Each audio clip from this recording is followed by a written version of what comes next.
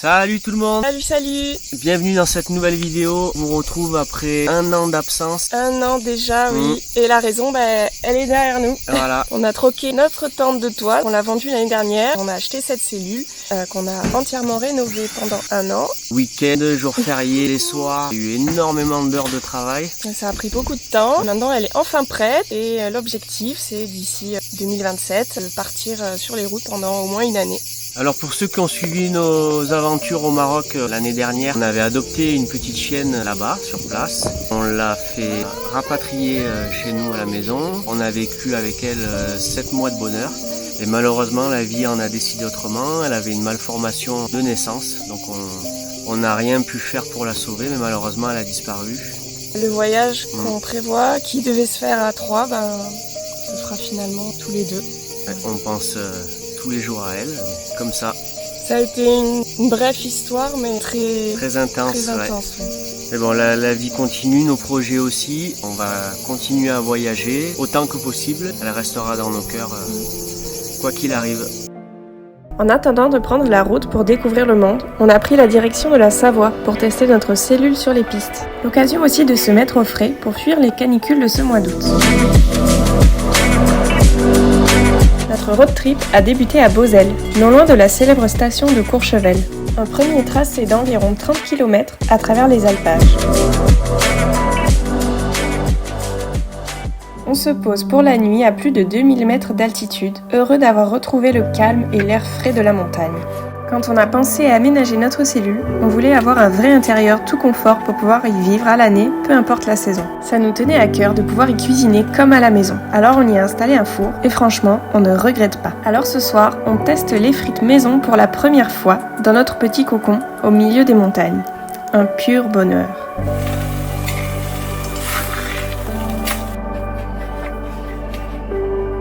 Tiens, serre-toi.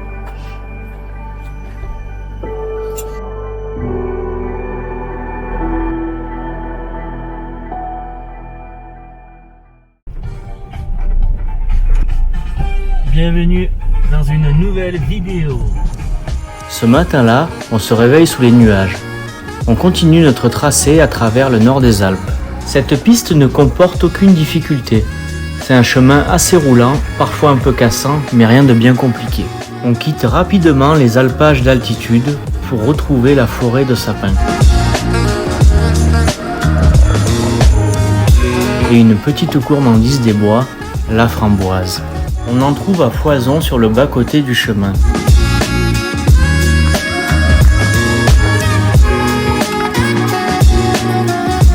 Si tu t'as réimprovisé, on va pas tout prendre, quand même.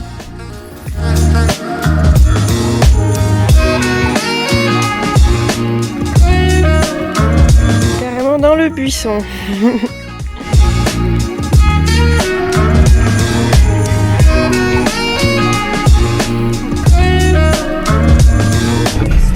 Mange pas tout! Et en plus ça en fait tomber par terre. Sacrilège! Comme par hasard, là on peut pas attraper. Oui. Je l'ai eu, mais là dans les taquelés. Voilà. Bon, vous l'aurez bien compris. Maintenant qu'on a un appartement sur roue, eh bien on roule à 2 à l'heure. Ça fait partie des inconvénients de cette grosse cellule. C'est notre mode de conduite, notre façon de voyager. Il faut s'adapter. C'est sûr. C'est vrai qu'on allait plus vite quand on avait la tente de toit, mais là voilà, les branches, les machins, les trous. Le ballon. Le ballon. Ça bouge. Les véhicules arrivant d'en face. Merci. C'est sûr, le gabarit de la cellule nous oblige à adapter notre mode de voyage et notre conduite. Mais finalement, ce qui nous plaît, ce n'est pas tant le challenge off-road et la technicité des pistes, c'est avant tout la découverte de beaux paysages, le calme d'un spot de bivouac reculé où les vannes et camping-cars ne peuvent pas s'y aventurer. Et ça, le pick-up avec la cellule nous le permet toujours.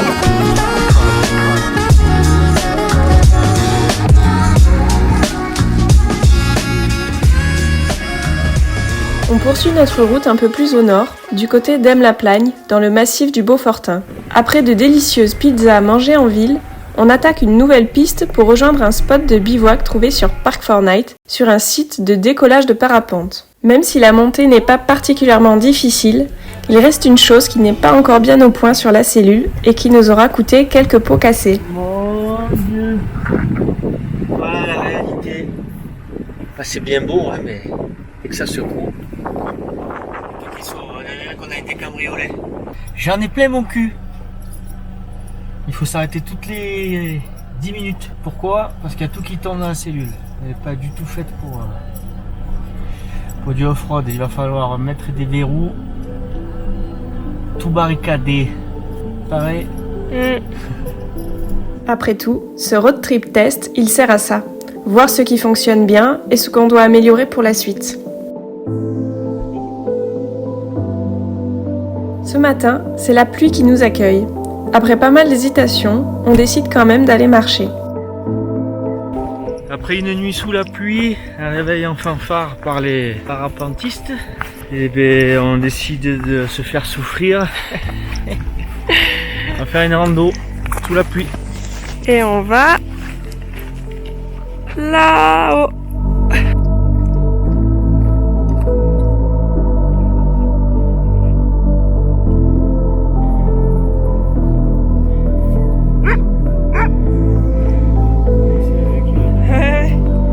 Coucou toi, bonjour.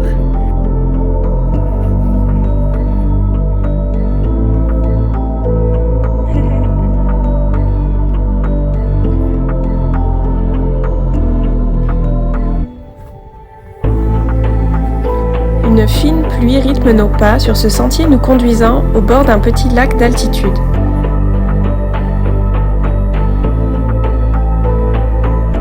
Allez, on y est.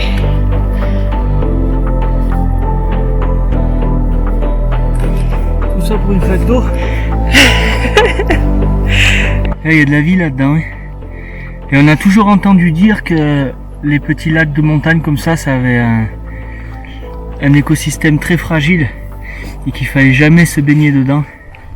Parce qu'avec nos déos, la transpi, tous les produits chimiques qu'on a, c'est bon à tout foutre en l'air.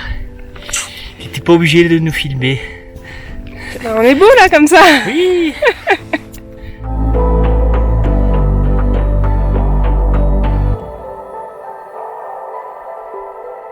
On redescend.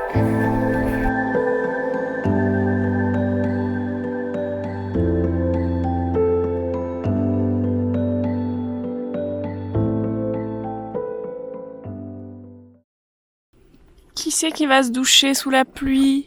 Faut être taré. En plus ça caille. Et une belle vue pour la douche.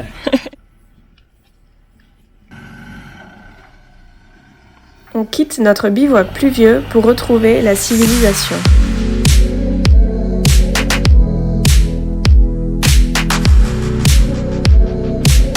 Cette nuit, on a dormi dans une aire aménagée avec, comment ça s'appelle? Une contribution volontaire. Cet espace de bivouac gratuit a piqué notre curiosité et on s'est même fait les copains avec 2 Toyota bien équipés. Le lendemain matin, il est déjà temps de dire au revoir à nos voisins et de nous mettre en route, nous aussi. Mais avant de partir, on fait le plein d'eau à la borne mise à disposition sur l'aire de bivouac. Cette aire de bivouac est située juste à côté d'une petite ferme sur laquelle on peut acheter des fromages de brebis et découvrir la traite. Alors bien sûr, on va y faire un arrêt. Installé depuis 2 ans, ce couple élève des brebis au cœur de cette vallée savoyarde. L'été, ils s'installent dans une petite ferme d'alpage pour mener leurs brebis paître en altitude. Ils nous expliquent qu'avec le réchauffement climatique, ils sont obligés de monter toujours plus haut en altitude pour trouver de l'herbe. Et de l'autre côté, la pression du loup les contraint à ne pas laisser le troupeau s'éparpiller et à redescendre les brebis chaque soir dans la bergerie. Ces 2 aspects compliquent grandement leur métier, mais ils sont passionnés et nous avouent ne vouloir quitter cette vie pour rien au monde. On a adoré pouvoir échanger avec eux et découvrir leur activité le temps de la traite.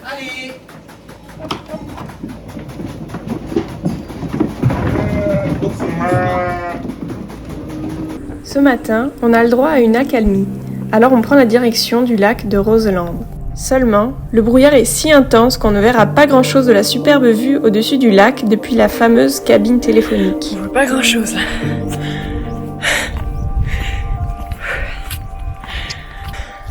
La fameuse cabine téléphonique qui surplombe le lac dans le brouillard.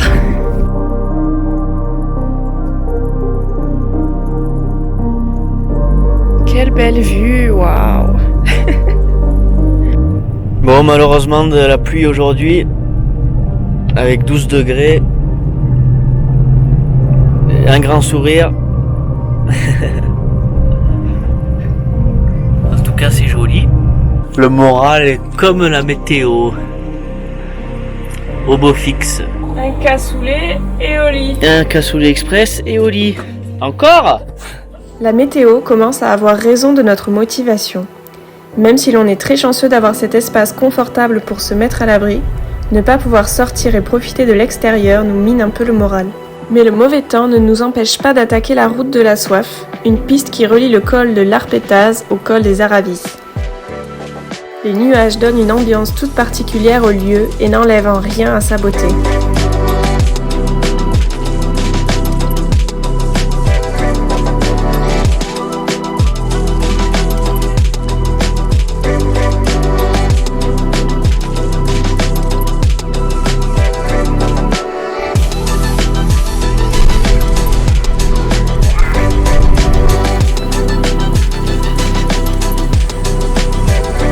Cette piste très roulante passe par de nombreuses petites fermes d'alpage. La vue reste magnifique jusqu'à ce qu'on se retrouve à nouveau dans un brouillard à couper au couteau.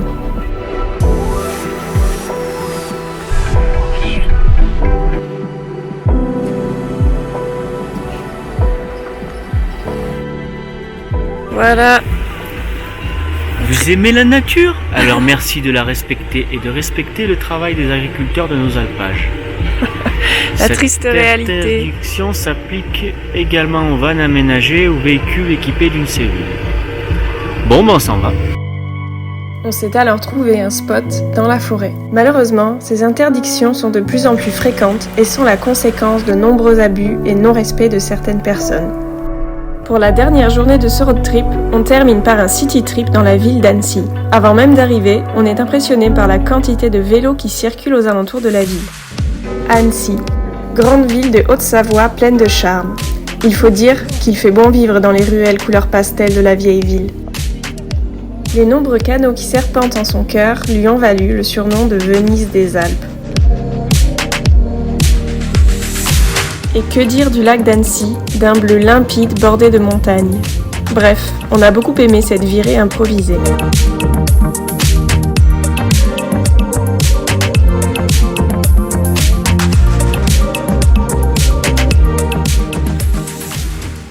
Mais la ville, très peu pour nous. Une demi-journée et l'appel de la nature se fait déjà ressentir. Alors après quelques heures de route, on grimpe au sommet d'une colline, spot de décollage de parapente pour y passer la nuit. C'est entouré de sympathiques voisines que l'on s'installe pour notre dernier bivouac des vacances. Face au coucher du soleil, on profite de cette soirée comme si c'était la dernière, car on sait qu'on ne repartira pas avant un petit moment. Et peut-être, qui sait, que la prochaine fois que nous partirons, ce sera pour de bon.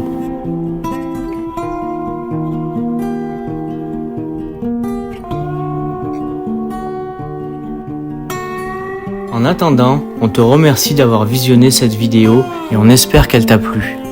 Abonne-toi à notre chaîne si ce n'est pas déjà fait pour ne pas manquer nos prochaines aventures.